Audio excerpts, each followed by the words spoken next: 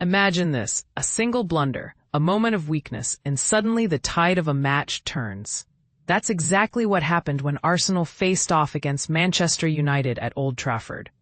The stage was set for a clash of titans, but it was a crucial error that ultimately decided the fate of the game.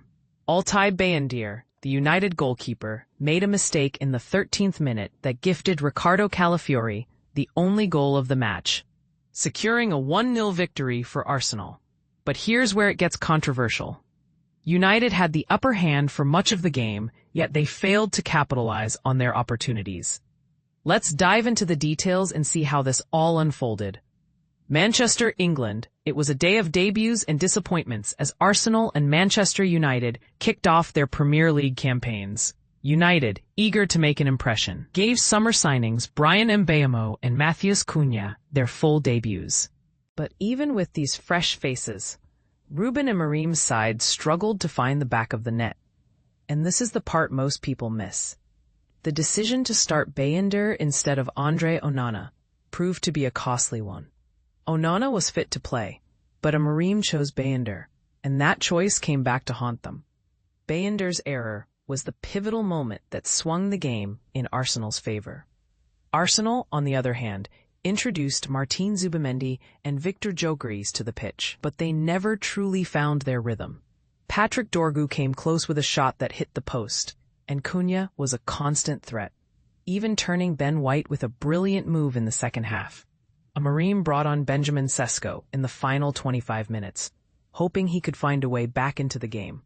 But it was all in vain, as Arsenal held on to secure a precious win, kicking off their quest for a first Premier League title since 2004. Arsenal's squad depth shines through. Arsenal's transfer strategy this summer was all about bolstering their squad depth, and it showed in their substitutions at Old Trafford. Kai Havertz and Miles Lewis-Skelly were regular starters last season, and Jurrien Timber and Mikel Merino are strong options. Noni Madueke, a £52 million summer signing from Chelsea, adds even more firepower. This depth means Arsenal is better prepared to handle an injury crisis. Unlike last season, their second-half performance was more about defense than attack, but the physicality they brought off the bench helped maintain their lead. The decision to start Calafiori at left-back was a surprise, but he made an impact that Mikel Arteta probably didn't expect. Remember his superb goal against Manchester City in September? United's goalkeeping conundrum. Whether United needs a new goalkeeper has been a hot topic all summer, and Bayındır's mistake at Old Trafford only fueled the debate. Onana missed all of preseason with a hamstring injury but is now fit again. However, his performances since joining from Ajax 2 years ago have been far from convincing. Bayındır's error, getting trapped on his line and flapping at the ball, allowed Calafiori an easy header. United has tried to downplay the need for a new goalkeeper, distancing themselves from a move for Gianluigi Donnarumma, who is available from Paris Saint-Germain. They even made a loan bid for Emiliano Martinez, but it was turned down by Aston Villa. With a couple of weeks left in the transfer window, United insists that any remaining funds will likely go towards a midfielder. But maybe Bayındır's mistake and the ongoing doubts about Onana will change their minds. Gyökeres, room for improvement. There was a lot of buzz around Victor Gyökeres after his $73 million move from Sporting CP.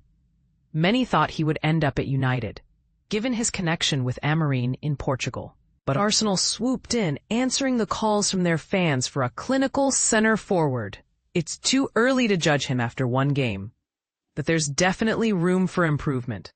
Despite a few dangerous moments and a fine cross for Gabriel Martinelli, Gyökeres was substituted on the hour mark without registering a single shot. Part of that was down to Arsenal's conservative approach. But early in the second half, he had a chance to bear down on goal, and instead fell over the ball and fouled Casemiro. He ended the game with just 21 touches and 4 completed passes out of 9. But don't count him out just yet. He's sure to improve.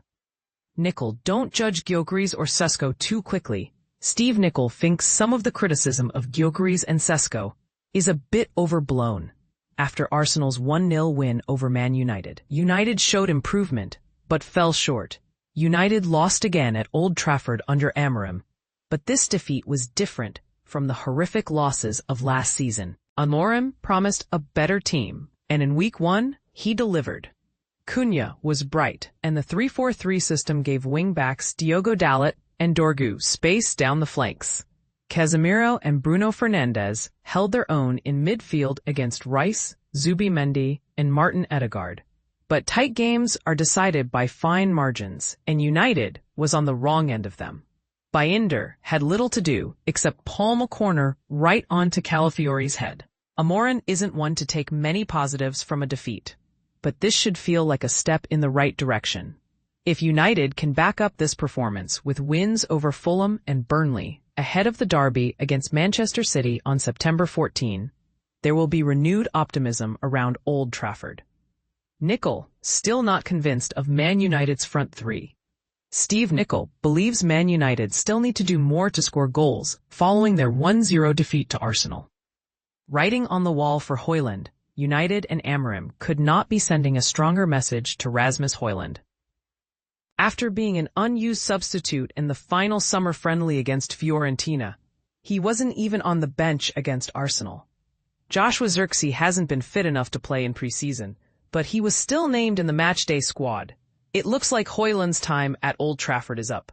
He's in a difficult position, wanting to fight for his place, but facing the reality that he might not be part of Amorim's plans.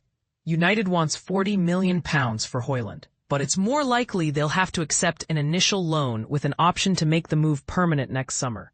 There's interest from AC Milan, and you'd expect them to firm up their interest after seeing Højlund sit in the stands.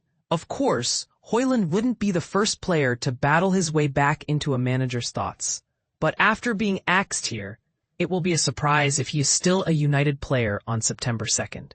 So, what do you think? Did United's goalkeeping issues cost them the game? Should Arsenal be worried about their lack of rhythm? And what's next for Rasmus Højlund? Let the debate begin in the comments.